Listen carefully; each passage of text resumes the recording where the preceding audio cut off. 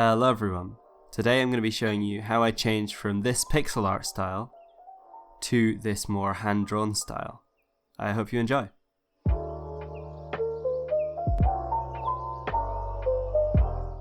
So the first part of this was the deciding to move from pixel art to hand-drawn sprites.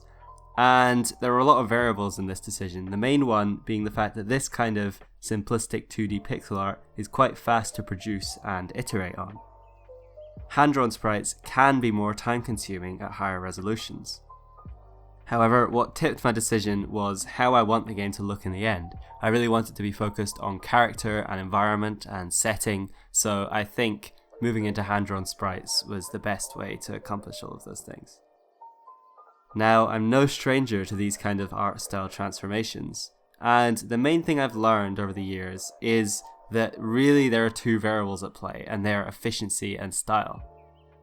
As a solo developer, you're constantly trading off between spending time on things and making them look how you want them to.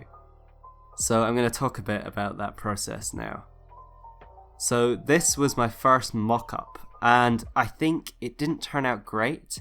I think the basic principles were there, but I think I leaned too far on the efficiency side. I used a very large brush size, and I think this made it look more rushed than completed. However, what I did take away from this is this brush set. As you can see, I much prefer to use fuzzy brushes over more clean lines, and that's because I'm much more used to traditional pencil drawing. However, what I thought was that the level of detail in general needed to be higher. So I took this away and decided to do a smaller drawing instead of a full mock-up to try and expand that into a larger style, and that was this character. I was actually very happy with this, and I think this really was what cemented the visual style for the game. It's slightly more detailed, still using those more pencil-like brushes, but I think it conveys a lot more of what I'm trying to get at.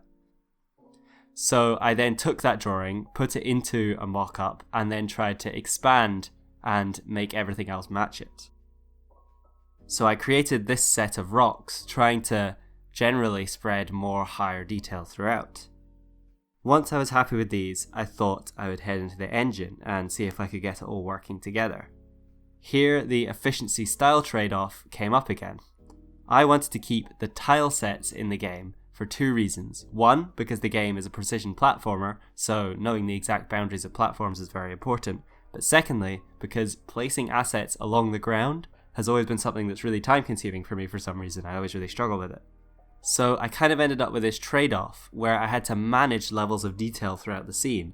I had these blocky tile sets that didn't exactly match with the higher detail assets in the background.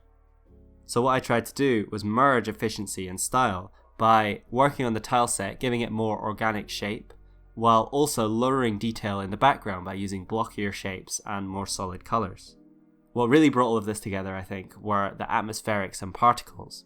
As you can see, it's really just a few layers of fog, but I really think that unifies all of the assets and hides any of the disparities between the levels of detail. Finally, I drew this new player design, which was actually meant to be kind of a mock-up, but I actually have kind of warmed to it as I've been working, but I'm holding off animating it. I would appreciate some feedback from you guys on what you think of it. And the last thing I did was to try my hand at some 2D animation. And I have some experience with animation, but not really in this context in a game. So I found it useful, and I think it worked out fairly well. I quite like the motion, I think it fits into the style. But yeah, this was more of a test to see if I could accomplish hand-drawn sprites. And if I couldn't, then maybe I could go for a spline-based approach. So to conclude, I'm pretty happy with how I managed to change the art style. I think this newer version fits with my idea for the game in my head slightly better, and I think it looks fairly coherent, and most importantly, it's also very expandable. I think there's hardly any assets that are actually needed to create a scene like this, so I can put more of my time into developing interesting features and characters. But yeah, I'd be very interested to hear what you guys think of this new direction, and I hope you found something helpful if you're trying to do something similar for a Metroidvania. In the background, I've also spent quite a lot of time working on sort of game architecture stuff. I've set up a save system, a main menu, all the kind of game loop type stuff that will keep the game running. So I'll definitely post a video on that soon if you guys are interested. But for now, I think that's all I have. So thank you for watching, and I'll see you in the next one.